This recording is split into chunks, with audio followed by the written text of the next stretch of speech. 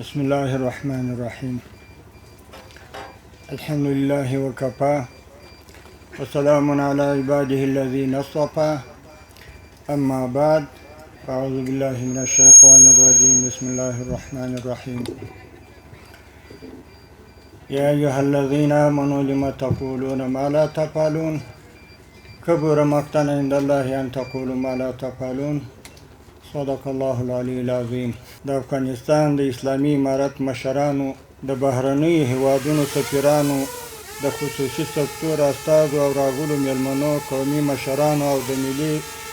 او نړیوالو مؤسسو او رسنیو استازو، السلام علیکم ورحمت الله وبرکاته. خوشحاله یم چې په یو داسې غونډه کې ستاسو سره ګډون کوم چې د هیواد د ابادۍ او پراختیا پر لور یو بل مثبت ګام پکې اخیستل کېږي. د اسلامي امارت مشران ژمن دي چې هیواد له سیالانو سره سیال کړي او په دې لاره کې نه ستړي کېدونکې هڅې هم کوي چې په سلسله کې دا دی موږ او تاسې نن د دې سترې ملي پروژې د عملي چارو د پیل شاهدان یو. د کابل ښار نوې پروژه چې د هیواد په کچه د خصوصي سکتور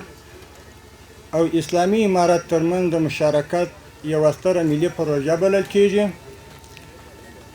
د خارجي او داخلي پانګوالو لپاره د سرمایه ګذارۍ زمینه برابروي چې د دې سبز، شکردرې، کلکان، قرهباغ ولسوالۍ، د کوهدامن سیمې او همدا ډول د پروان ولایت د باریکې آب سیمې رانغړي. دغه پروژه پر 4 برخو ویشل شوې ده چې د لومړي برخې پلان یې تکمیل شوی دی او پاتې نورې 3 برخې او د سیاسي چارو او سهولتونو په برخه کې یې د پانګونې لپاره هڅې روانې دي. د کابل نوی ښار د اقتصادي فعالیتونو یوه مجموعه ده چې په لومړي فاز کې یې د 15 لکه اوسېدونکو لپاره د 80,000 کورونو د جوړونې، تجارت، زراعت، تفریحي، صنعتي او لوجستیکي پارکونو لپاره پانګونه په پام کې نیول شوې ده تر څو دوامدار اقتصادي پرمختګ رامنځته شي او د افغانستان سرچینې پکې په اغېزمنه او مثمره توګه په کار واچول شي. د دې سره به د ملي بودیجې د پیاوړتیا ترڅنګ د خلکو لپاره سرپناه، د کار کولو، د داخلي توکو د پیر او پلور او د بیلابیلو پانګوالو لپاره د سوداګرۍ او پانګونې زمینه برابره شي.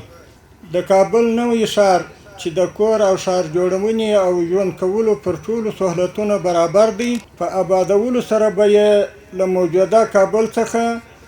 نوی کابل ښار ته د نفوسو انتقال پیل شي. په اوسني ښار کې به ګڼه ګوڼه راکمه او د ترافیکي ازدحام مخنیوی به وشي. والسلام علیکم ورحمت الله وبرکاته.